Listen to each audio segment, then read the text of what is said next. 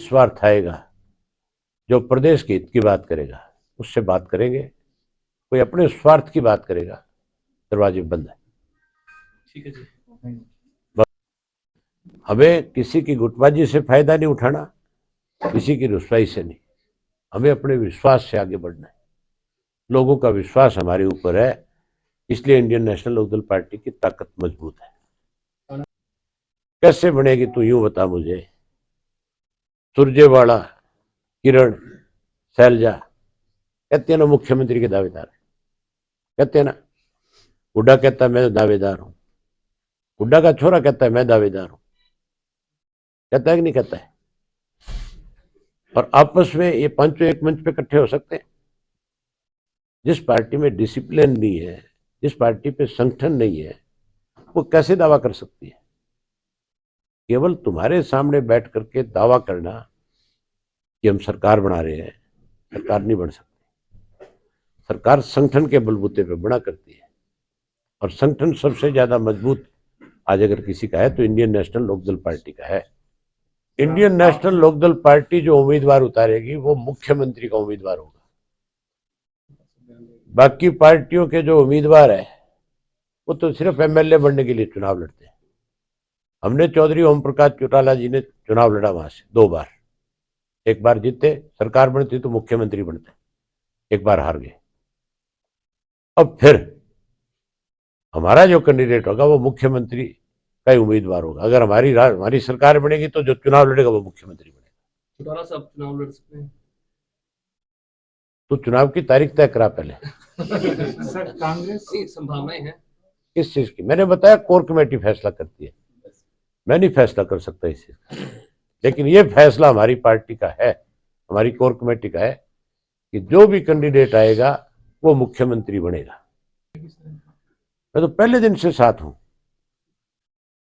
मैं कब पीछे था, इनेलो ने साथ कब नहीं दिया, ये क्वेश्चन आप पूछ ही नहीं सकते। ये तो आपको अपनी तरफ से कहना चाहिए कि इंडियन नेशनल लोकदल पार्टी एक ऐसी पार्टी है जो किसान के मामले में पहले दिन से राजनीति से ऊपर उठ करके उसकी लड़ाई लड़ रही है। अबे जी, कल मुख्यमंत्री ने कई नए विधेयक पास किए हैं, जैसे बिजली बिल माफ करना है या शव को सड़क पर रखकर प्रदर्शन नहीं करने पर कानून जो नए बनाने की मंजूरी दी है। विधानसभा में क्यों नहीं चर्चा कराई? यही तो तानाशाह तरीका है ना। 3 काले कानून कैसे बने थे?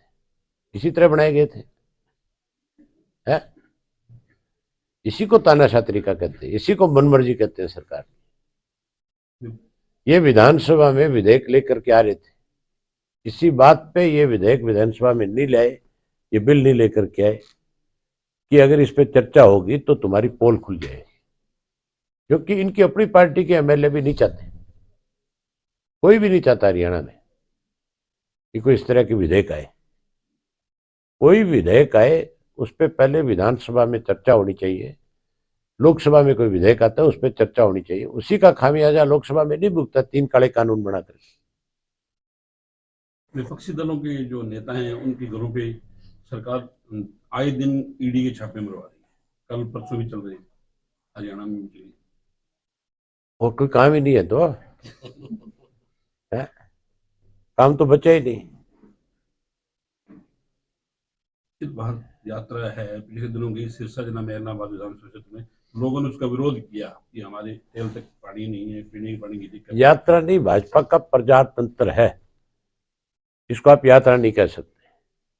मुख्यमंत्री बयान देता है, कहता है कि उस यात्रा में जितने लोगों की शिकायतें हाथ के हाथ उनको ठीक कर दिया गया।